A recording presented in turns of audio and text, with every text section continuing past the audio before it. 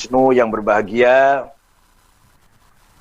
kita semua dikagetkan dengan ledakan bom kemarin di Makassar, di Katedral Makassar. Dalam keadaan suasana lagi prihatin menghadapi pandemi COVID-19, sudah agak lama kita tidak mendengar suara bom. Kemarin kita dibisingkan lagi dengan bom bunuh diri. Begitu pula di situ dengan ditemukannya bom dan pemiliknya yang ditangkap di Condet, dekat rumahnya Cak Amir itu, Cak Ali Mashkur. Itu artinya apa? Artinya bahaya laten terorisme masih mengancam kita. Mohon maaf, saya berani mengatakan bukan PKI bahaya laten kita, tapi radikalisme dan terorisme yang selalu mengancam kita sekarang ini. Dan konon masih ada 6.000 terorisme yang belum ketangkap. Dan saya yakin ini merupakan jaringan dari Filipina Selatan, kemudian Poso, kemudian kemana-mana. Ini jaringan JAD. Artinya apa? Kalau JAD ini semua orang yang tidak sependapat dengan mereka kafir. Ini Jamaah Takfir wal Hijrah, kelanjutan dari Jamaah Takfir wal Hijrah yang didirikan oleh Syekh Syukri Ahmad Mustafa tahun 69.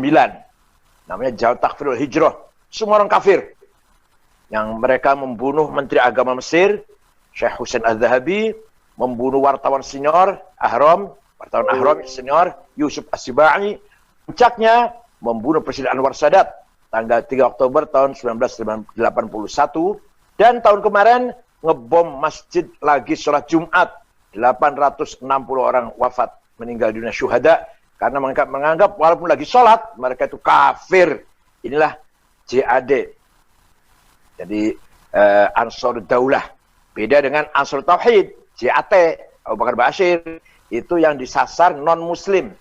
Gereja non-muslim yang harus dihabisin. Kalau JAD ini, kita ini semua halal darahnya ini. Kalau tidak sependapat dengan mereka. Termasuk antaranya yang menusuk Pak Wiranto dan yang bom Masjid Sholat Jumat di Cirebon, Polresta Cirebon beberapa tahun yang lalu. Itu jaringan Ansarud Daulah, kelanjutan dari Jamaah Takfir wal Hijrah, mirip atau pas seperti ISIS yang mereka lakukan.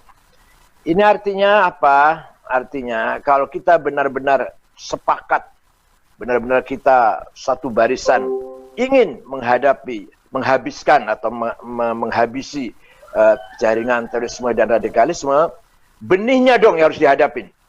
Benihnya, pintu masuknya yang harus kita habisin. Apa? Wahabi. Ajaran Wahabi itu adalah pintu masuk terorisme. Wahabi bukan terorisme, bukan. Wahabi bukan terorisme, tapi pintu masuk. Kalau udah Wahabi, ini musyrik, ini bid'ah, ini nggak boleh, ini sesat, ini dolal, ini kafir.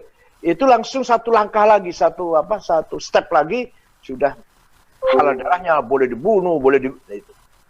Jadi benih pintu masuk terorisme adalah Wahabi dan Salafi.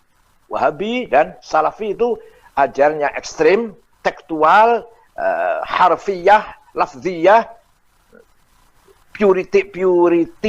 puritisasi dalam rangka memurnikan Islam, maunya gitu, maunya ngakunya dalam rangka memurnikan Islam seperti zaman Rasulullah.